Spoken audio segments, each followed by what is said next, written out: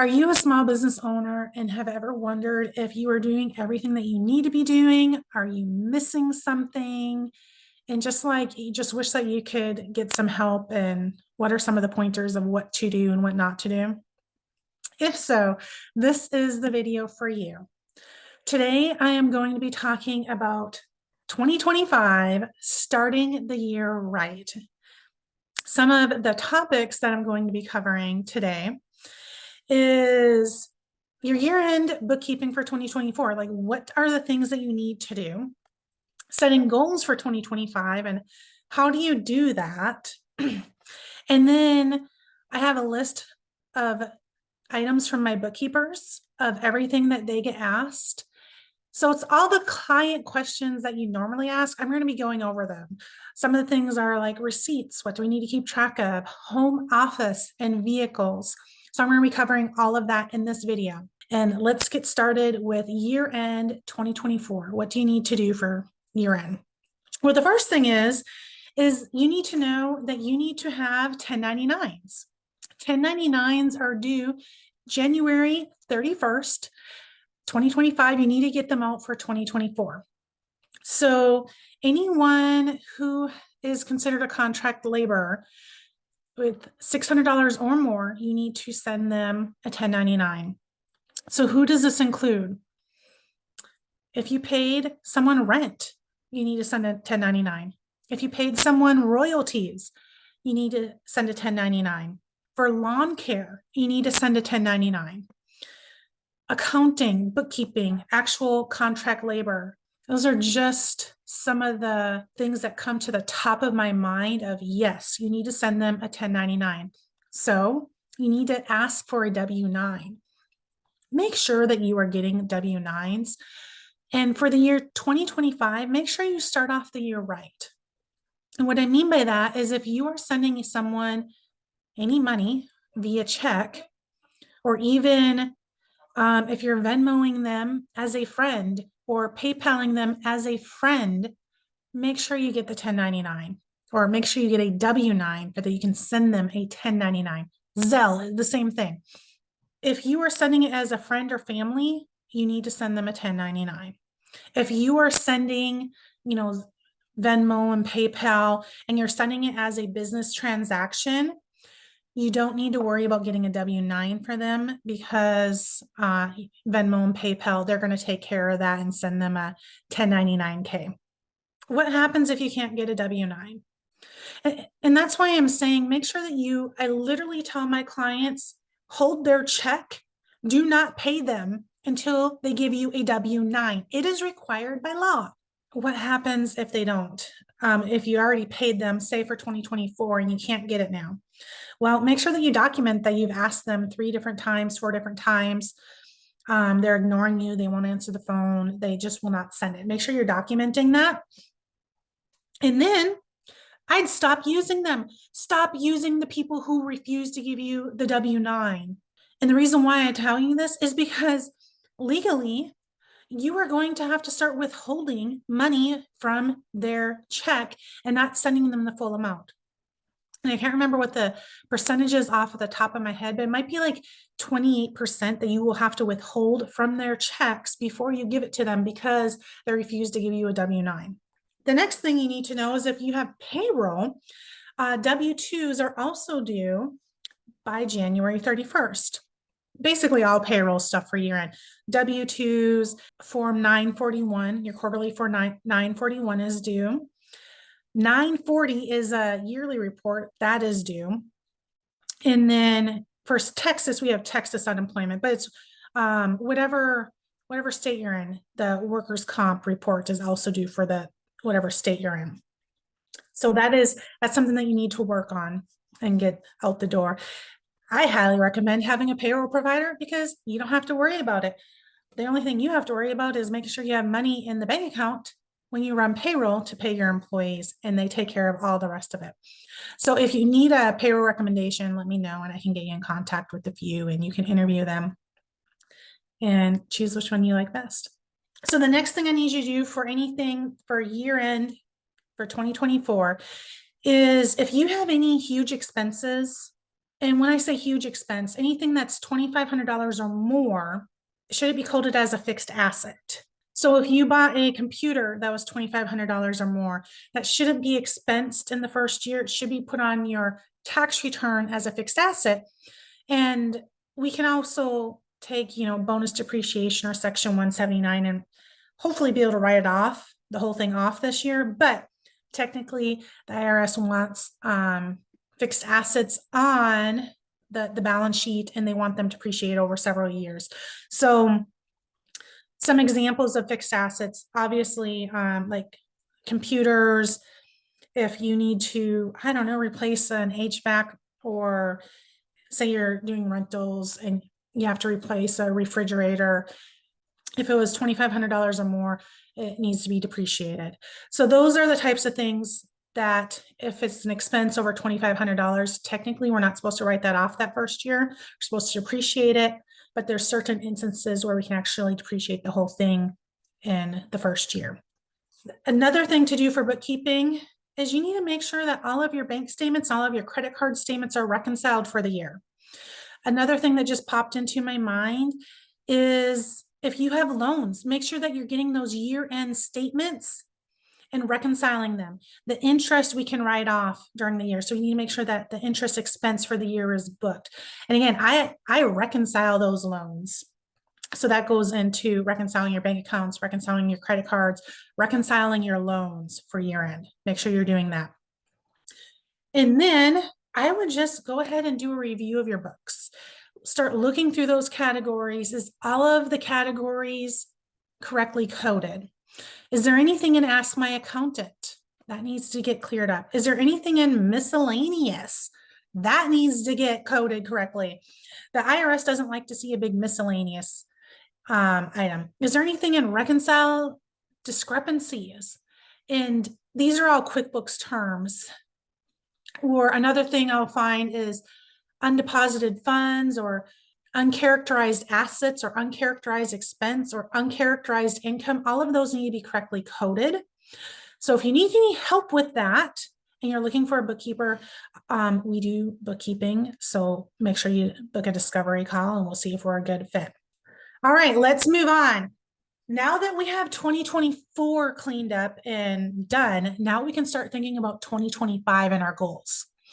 So the reason why I bring up 2024 first is because you can't figure out where you want to go if you don't know where you've been. So that's why I want you to look at 2024 and make sure everything looks correct there, so that we can see where we've been. If you have more than 1 year, let's look at the historical data. How much are we growing every single year? Are we growing 10% on the gross revenue? Are we growing 20%? Are you actually declining in revenue? And then I want you to look at the expense categories, like how much are we spending on cost of goods sold?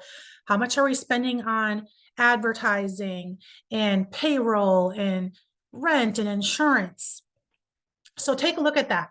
And then where do you want to be for 2025?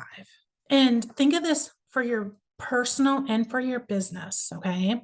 Because I want to make sure those goals align. If you want to start taking off more time in 2025, but you want to grow your business by 30%, do those align? Is that realistic? Can that happen? And if it can't, do you need to hire someone? So when you're thinking about these goals, do you need to hire someone or 2 people? And what are they going to be doing for you? What needs to change for 2025? Do we need to start cutting some expenses? I have brought on 2 advisory clients in the last since Thursday. So 2 since Thursday. And the number one thing that we're doing with them is setting up profit first for both of them, because I want to make sure that they're making enough money. Like one client, they're not paying themselves enough. Small business owners work way too hard not to be paid. And if you can go make an extra 50 grand, 100 grand working someplace else, then something's not working right in the business. And we need to start looking at that, and using profit first will actually bring that out. So maybe we need to start implementing profit first for 2025. So ultimately, once you have your goals, sit down and be like, are these goals realistic? And again, think about where you want to be by the end of 2025 personally, and then do your personal goals align with your business goals? And what do we need to change? All right, the very next thing we need to talk about is these are common questions that we get from new clients coming on. So I want to go ahead and answer that. The number one thing is receipts. What do I need to keep? So the IRS, if they were to audit you, they are going to request all receipts that are $75 or more. So basically, you need to keep any receipts that are $75 or more, because the IRS is going to ask to see them, especially if they're from Amazon or Walmart or Target or CVS or the grocery store. Anything like that, they are going to ask to see. And the best thing that I can tell you is if you are on QuickBooks Online, you're not going to be able to see. There's the QuickBooks app. So go ahead and open that.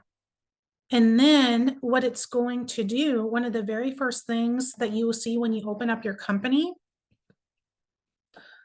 is you can hit it's not going to show, but there's a snap receipt. And literally, if you have a receipt, go ahead and snap the receipt and it will go into your company.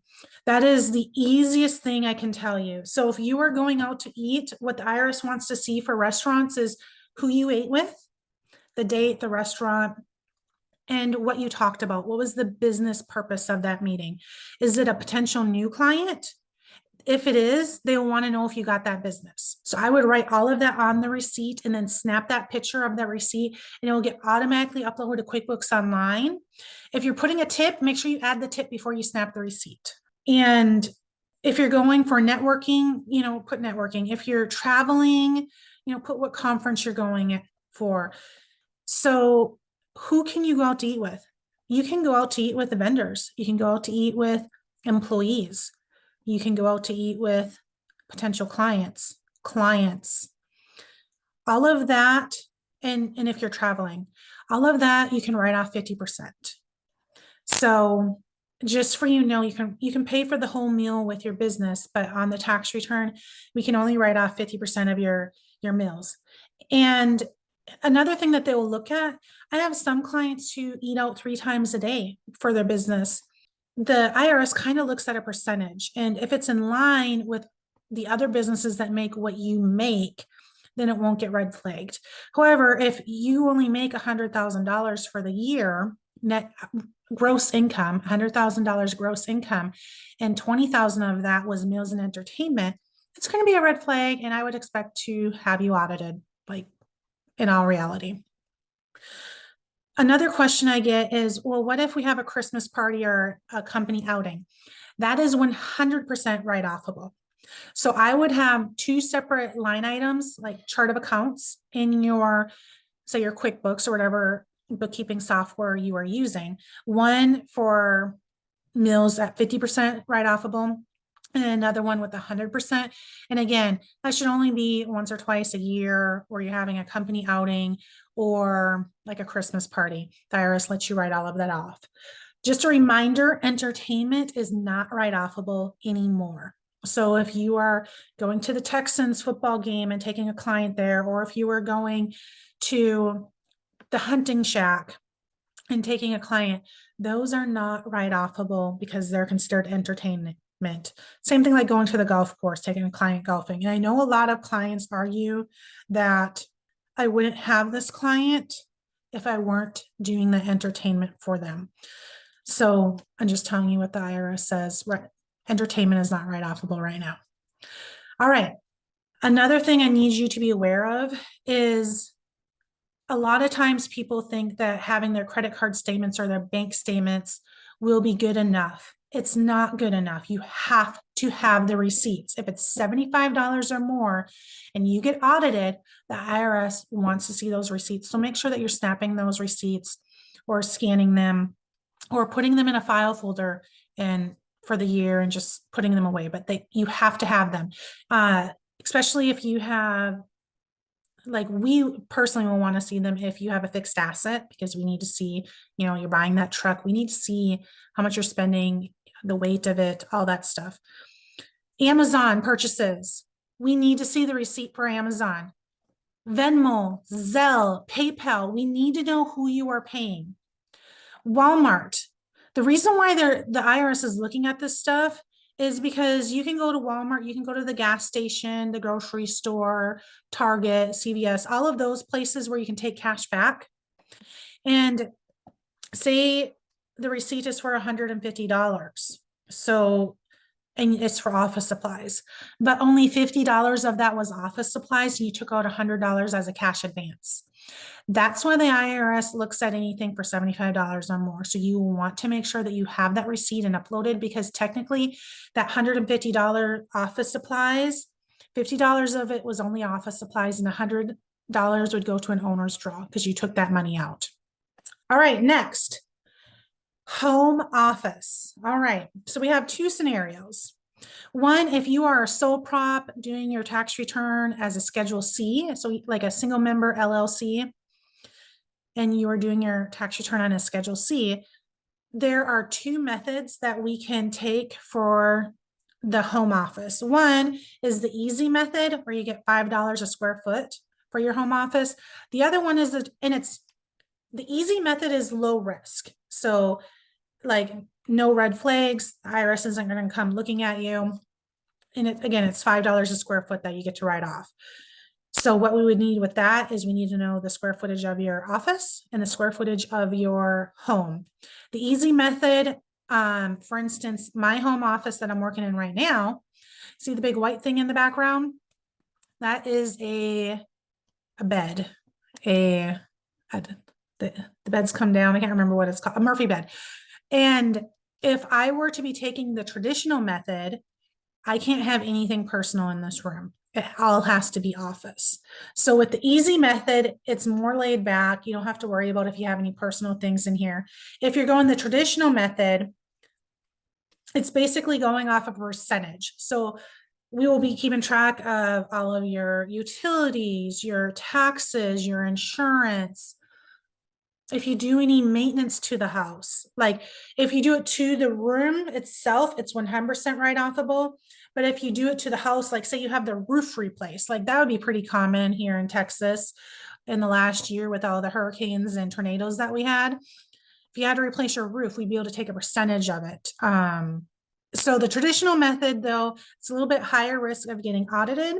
And the IRS will want to make sure that your home office is your home office. Like you only have stuff for the home office. You aren't doing anything personal in that room. So make sure there's not a bed in it. Make sure there's not a whole bunch of like personal stuff in it, because they want it only used for the home office to be able to use the traditional method.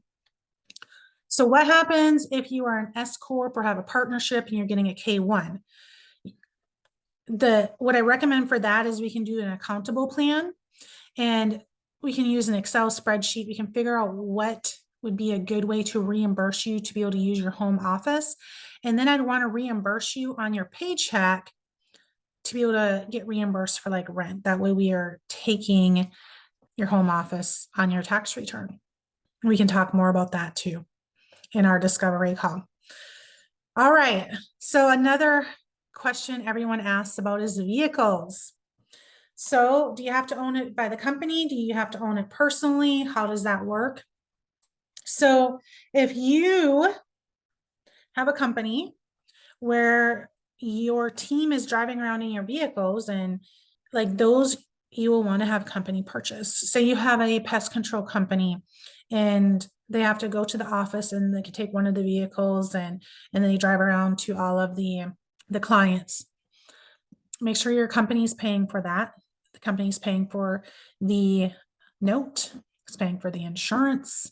And then we are keeping track of all of the actual expenses for those vehicles. So you probably have to have a company card that it goes to the employees so that they can fuel it up, make sure it's getting maintenance done on it.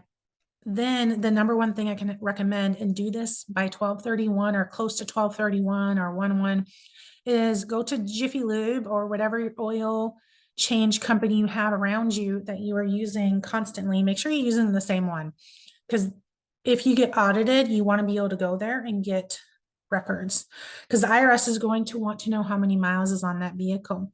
They want to know the start miles at the beginning of the year and at the end of the year. So if every year you can go ahead and take a newspaper and take a picture of the odometer reading on the cars. So go ahead and do that. But the other thing is if you're going to get your oil changed around the first of the year, go ahead and get it done. That way we can have one from around the first of the year and then from one around, the end of the year.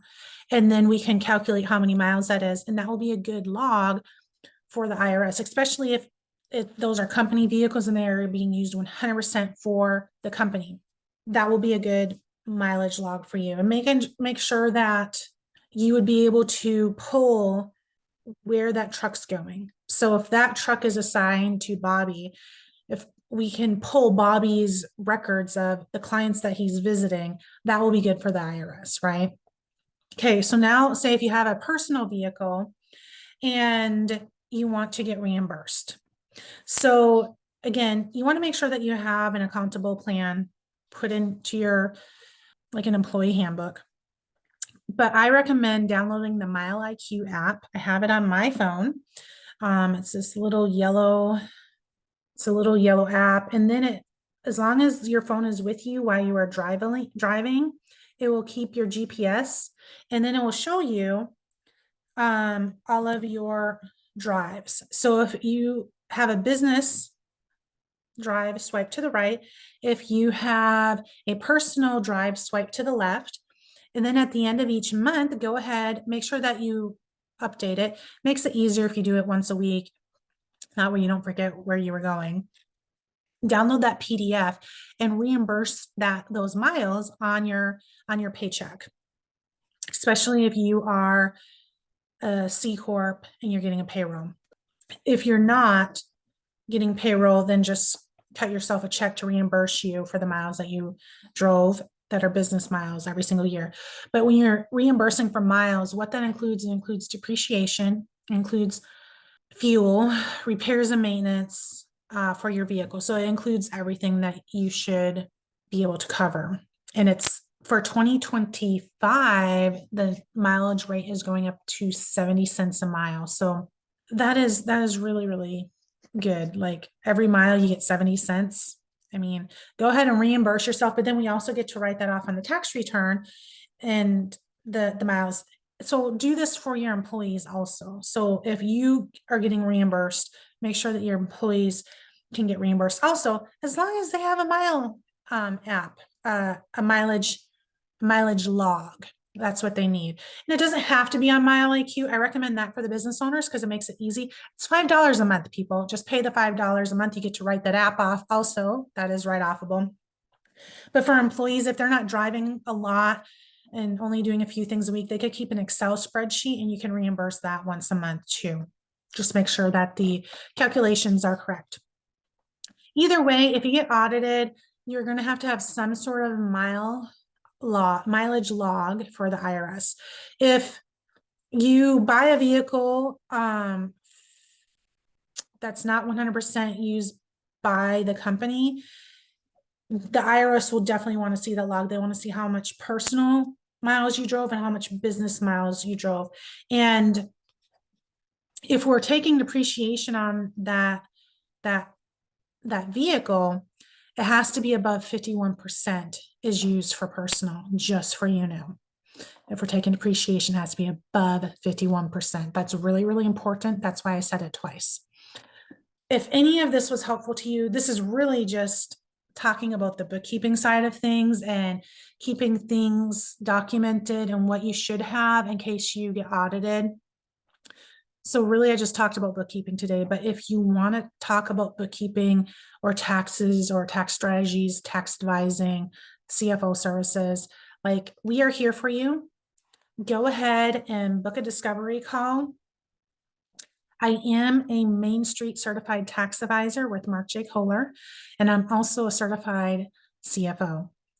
And then we have 2 CPAs on staff and a handful of bookkeepers and some admin people. So we have the team to be able to take care of you, take the tedious tasks of bookkeeping off of your plate, and help you to start doing tax planning, implementing tax strategies to help you save on your taxes. I would rather see the taxes that you spend be saved, and that way we can implement them with tax strategies to do other things. Like, let's start building your wealth. Let's start building a legacy for you with those tax savings that we can do.